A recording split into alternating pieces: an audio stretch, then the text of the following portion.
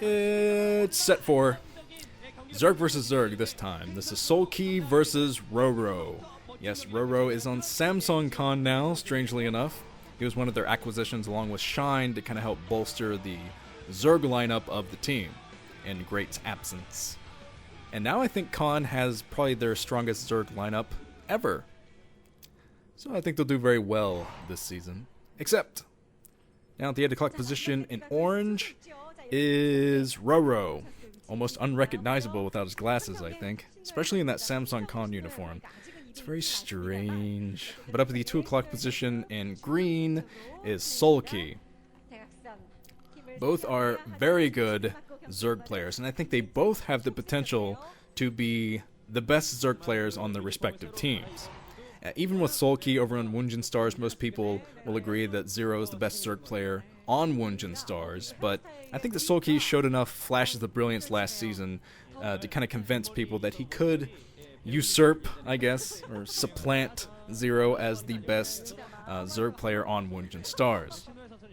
And on the other side, RorO doesn't have a whole lot of competition, to be honest, on Samsung Con. He has Shine and Junie. Yeah, not a lot of competition. Now, Shine, I can't badmouth Shine. Shine plays very good StarCraft sometimes, but he's a little bit inconsistent. And they haven't played him yet, so it's kind of difficult to tell what his style of play is going to be like now that he's on a different team. Is he going to be the same cheesy kind of Shine? Shine was always half cheesy and half super long defensive game with sunkens all over the place, spore colonies. He was either one extreme or the other, which made him very interesting to watch, I think. But he also killed a lot of, well, he didn't kill. He just metaphorically killed a lot of people's favorite players. So that is why he gets a lot of hate out there. But now he's on Samsung Con with Stork, so people can hate him a little bit less. Stork fans can, anyway. Both players going out to throw down their expansion, 12 hatch on both sides. Okay, and the spawning pool coming up for both now on both sides. Since this is a 4-player map, this is called Electric Circuit, which is another map I know nothing about. Hooray! I get to watch and see what kind of strategies emerge on this 4-player map. But since it is a large 4-player map, it's fairly safe to go for a 12 hatch in ZVZ on this map. Now, of course, I'm sure we'll see a ZVZ in the future where one player goes for a 9 pull, the other goes for a 12 hatch, and by luck of the scout, the 9 pull will prevail. But that is not going to happen in this particular matchup. But since they're both going for econ builds, it's probably going to be extremely interesting. Plus, it's a mirrored build from both, which is always what I like to see. In a mirror matchup, I like to see mirrored builds. Because a lot emerges from that. You see a lot of different strategies emerge, and it all comes down to micro and unit positioning, which I particularly like. Layer coming up over there. Let's see what's going on down here. SoulKey got his layer up a little bit sooner. It's not going to make that big of a difference, though, I think. But yeah, I'm thinking about Samsung Con's Zerg lineup now. And before, all you could really say about Samsung Con is they had Great, who was quite good, sometimes great, sometimes he lived up to his name. That one game in the finals against Hydra, holy hell, one of my favorite ZVZs ever, but of course that was just the first set, and then it was pretty standard from that point on, and yeah, that was almost the best ZVZ final in the history of finals. Actually, it might still be. With that first set alone might have been enough to save it there. There's the Zergling from SoulKey trying to sneak in and get a kill of a drone, but going to be a little bit unsuccessful there. There are kind of some choke areas I see on this map. And I think I saw the electric circuits in the middle. I'm trying to pick up the recognizable bits of this map as they zoom in and see the players running all over the place. But yeah, there do seem to be a couple of choke points near the natural expansion, which would be fairly easy to hold with Zerglings, it seems. Just a few Zerglings. Both players have their natural expansions up and mining now, getting those drones mining, and eventually going to switch them over to gas by putting down the extractor at the natural expansion. Work on the lair, of course, not lair, spire, that's what I meant to say. The spire's coming up probably for both on each side. There's Zerglings. I think they both have speed.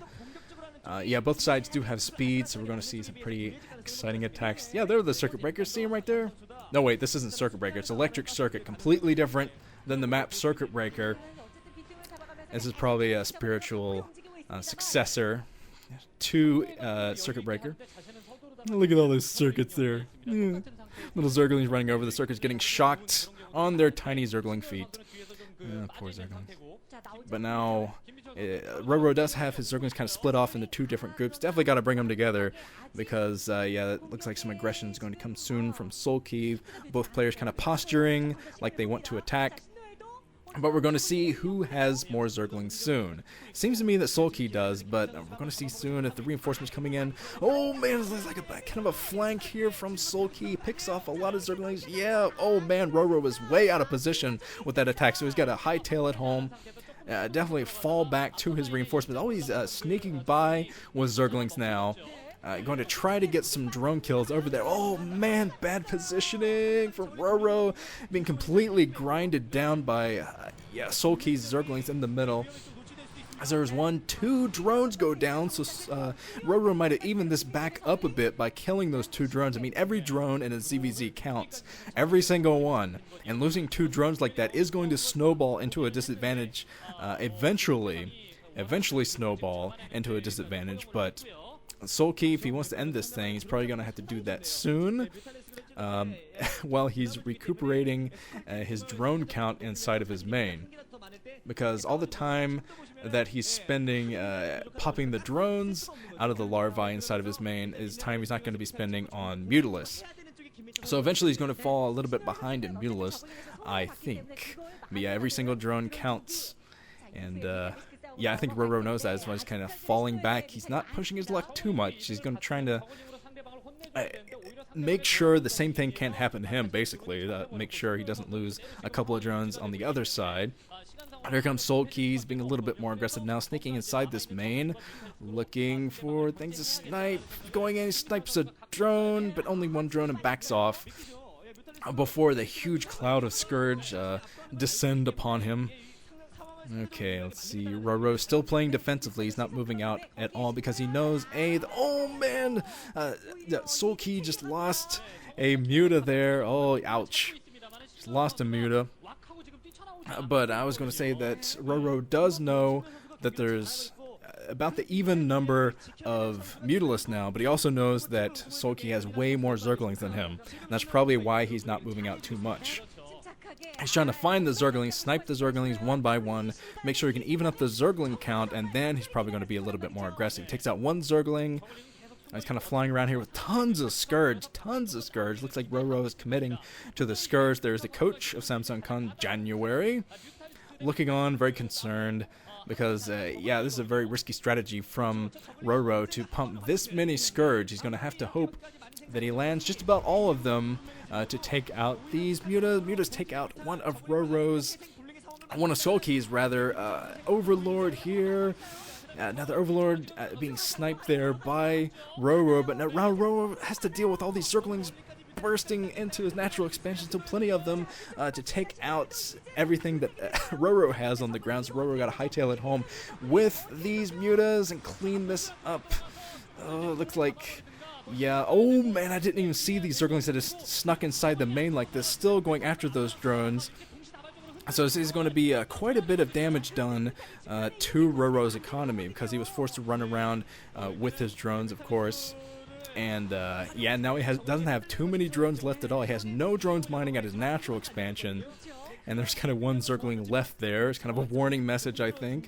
Kind of like the horse head Zergling just laying right next to your bed. Alright.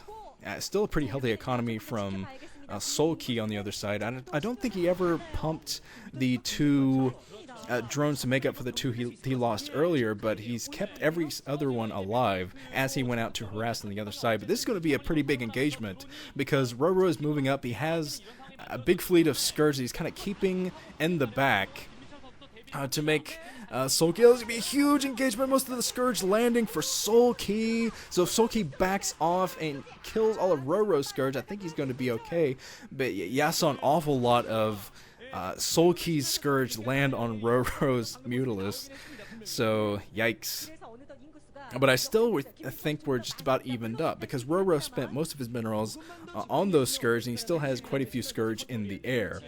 And that it can definitely land a nice sneak attack on SoulKey here at his natural expansion. But yeah, as the observers are pointing out, RorO has been forced to spend his money and his larvae on jump-starting his economy again and getting some more drones out there. And that's yeah, it's going to make for... Oh, man, some Scourge land again. Nice sneak attack from RorO. Fantastic sneak attack, killing about 2, maybe 3 Mutalisks in that attack.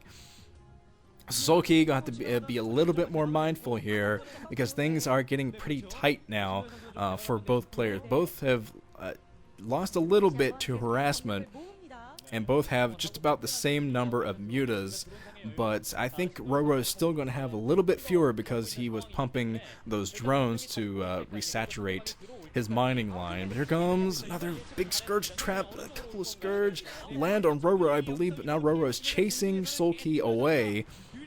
Chasing SoulKey away, but it turns out that SoulKey is coming in at the same time with Zerglings. It looks like RorO is not at all prepared for this. He's going to lose a lot of drones as SoulKey fighting back the Scourge trap. But look at that, drones being taken down. That was about at least 4 or 5 drones at that natural expansion being taken down. The Zerglings are still alive to grind down this economy even more. Come to these Zerglings, trying to pick off even more drones inside this main. It looks like they only got 4 or 5, but still that's going to hurt RorO a lot. I mean, he was fighting his way back from the drone losses from earlier, but now he just lost even more. So he has to make a decision whether he wants to replenish his drone line or just go for it. Just pump Mutalisk, pump Scourge, or Zerglings, and just go for this thing, go for the game ender, but that would be extremely difficult. It looks like that might be what RorO is doing. He's moving up with his Zerglings and his Scourge and his Mutas, possibly going for the game-ending attack. He's going to run into SoulKey's Mutas soon enough, because they were going down here. Big Scourge trap here. The Scourge chasing each other around, chasing the Mutalisks.